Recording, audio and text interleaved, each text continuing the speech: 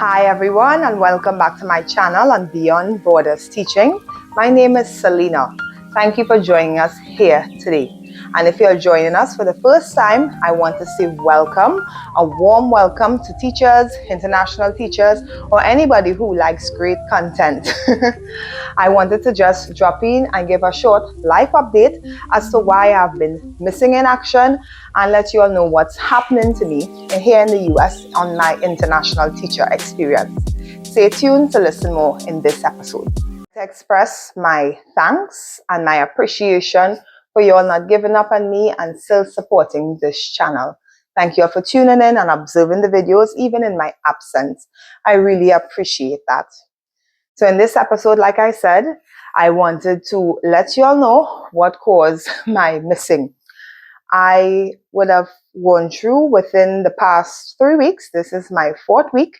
I have been teaching first grade. And as many of you know, who know me personally and who have been following this channel, I have previously been a 4th grade teacher for my past 3 years and a month here in the US. But I recently would have started to teach first grade. This is my 4th week teaching first grade. And this transition has been not challenging, because I won't say that it is any easier or more difficult. It is just different. So that's why I have been missing. I am still adjusting, learning, but enjoying the experience throughout. Of course, the grade 1 level has been a change, a substantial change. I have taught grade 1 before though, but I taught that in my home country, my first and second year as a teacher in life. I was 19, 20 at that time. I would have went to university, and out of university, I would have taught those levels again, grade 1, in my home country for 1 year before being moved to various grades throughout the school.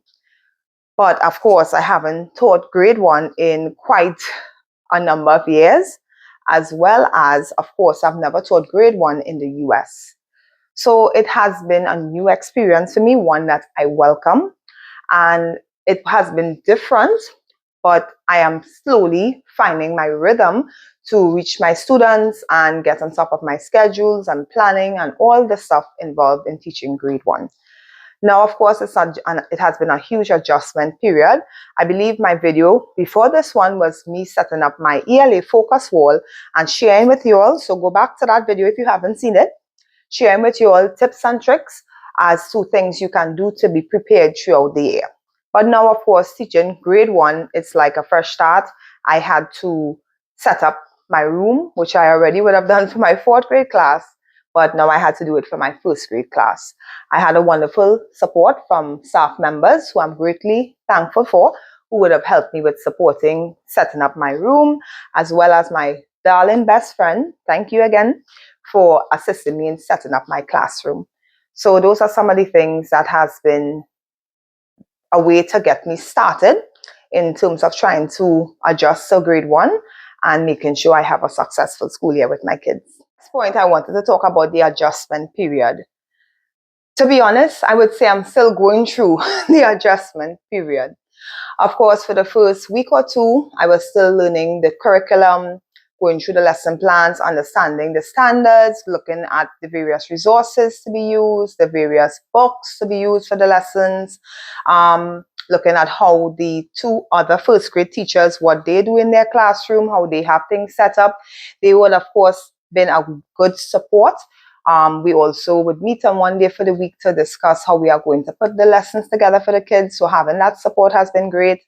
Adjusting to the kids themselves. Of course, they are 6 and 7 years old. It's different to it's amazing what 3 years can do in terms of teaching 4th grade versus teaching 6-year-olds.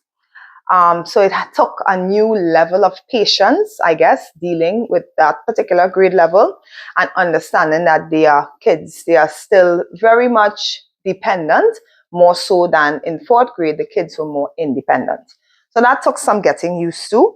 I also have, I would say, the new routine, my routine before for 4th grade in terms of how the schedule was set up. My mornings were more high impact in terms of having all the content taught, and in the afternoon the kids had resource. But now in first grade, the kids' resources in the morning, and then throughout the rest of the day, I have the kids for teaching and learning. So adjusting the schedules now has been taking some getting used to, but it has been fine. I would say the kids are just as loving and sweet. And as I said, they're just a little more dependent. So it's just me also now doing more nurturing with the kids and modeling things and reinforcing things and telling them things that I may not have had to tell my fourth grade students. So that has been part of the adjustment, but it's one I greatly welcome because teaching this grade level, as I said, I'm building the foundation. So some of the things I even have been doing with my fourth graders, I now get the opportunity, at least that's how I look at it, to now do with my first graders. Of course, scaffolded to their level, but doing it nevertheless. Like for example, one thing that I usually do with my fourth grade students, they would tell you it, I always make them read, let's say for math, the problem 3 times. The first time we read, we do our stop sign strategies. I'm sure you teachers out there know it. And we just read the problem, visualize, think about what the problem is saying.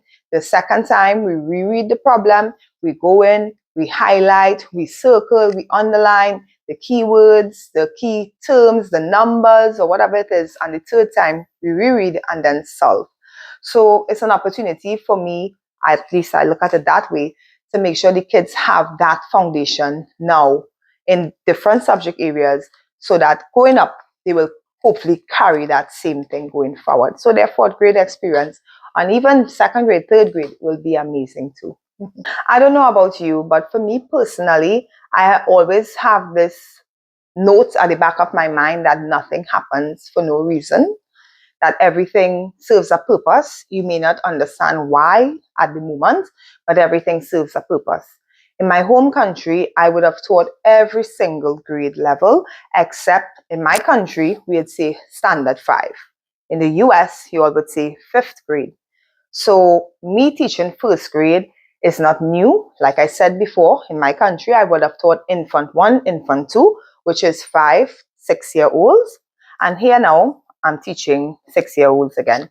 So it's not an unfamiliar thing, but just, I guess I had to rework my mind to teach that level.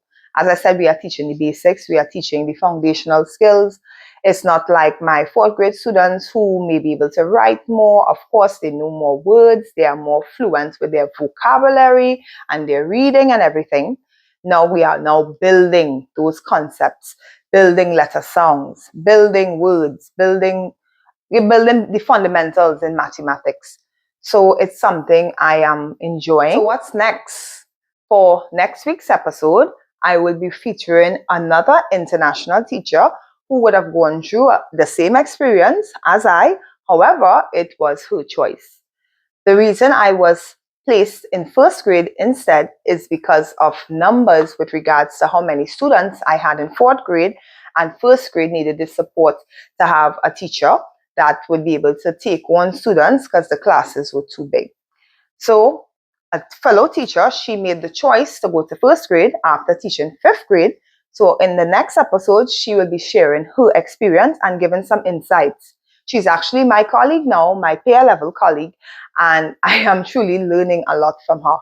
Today, she pulled me in to see how she did the literacy and ELA block, which I really appreciated because I've been wondering and looking at my schedule, like, do they get everything done based on how many things is there? But she showed me it is possible. The kids were engaged, the kids were interested, the kids were speaking out, the kids were raising their hands. It was amazing to see her put her work out there. She's also a principal, or was a former principal in her home country, and she's now a US international teacher. So I wanted her to share her experience as well. And I'm asking, if there's any tips, if there's any advice, you all can give me in the comments. I would greatly appreciate it. How can I adjust and adapt? What are some things you can share with me that I can do to make my first grade experience a great? So I ask you all to please stay tuned. Please continue to follow along and listen to my journey here as an international teacher as I find my new rhythm in teaching grade 1 students. and trying to figure it out. So I'm excited to bring more content for you and give you all my honest and personal opinions and views as to what I observe and do and experience in first grade. So what's next for the channel? Of course, I'm ready, waiting, and have things planned to share more content. Of course, now I'll be sharing things that, of course, still applies to all international teachers, but now I will also be sharing things that may apply to persons in grade 1. Now, if you have ever experienced what I'm experiencing, transitioning to a different grade level, I'd love to hear your experience below. How were you able to navigate, prepare, and what were some of the things that you did that helped you in making that transition? Like I said before, I am finding my new rhythm in first grade after being a former fourth grade teacher. And I'd like to bring you all along for the ride and let you all know, of course, my honest opinion, perspectives, and all that I experience. So stay tuned if you want to know more. In closing, I want to say thank you all so much again for tuning in. Please remember to like, follow, share, and subscribe to this channel. It will greatly be appreciated. Also, I am going to encourage you all to comment and questions. If you have any comments or question below about if you have ever had to change grade levels, how has it been for you? And if you have any advice to tell me as how did it go for you? What are some things you did to make sure the transition was smooth, that you were able to find your rhythm quickly within that new given grade level? I will greatly appreciate your support in trying to figure out ways that I can benefit and help myself as I navigate through grade 1 for the rest of this school year. In closing, I would like to offer a quote. Change is challenging, but it is often where you grow the most.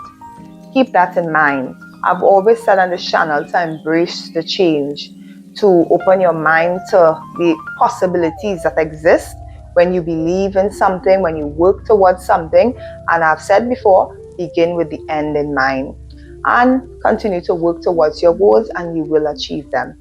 Continue to have a fantastic school year and I look forward to those questions and comments below.